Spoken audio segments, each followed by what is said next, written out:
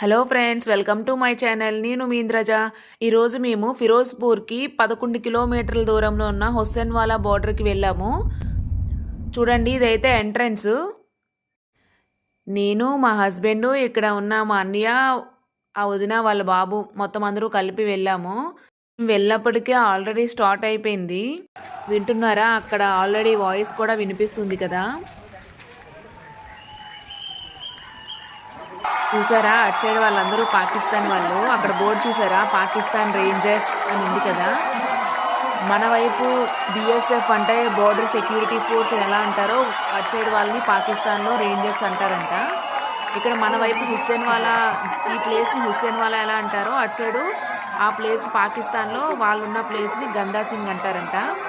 చూడండి, మన వైపు జేసీపీ బిఎస్ఎఫ్ హుస్సేన్వాలా అని రాసింది కదా.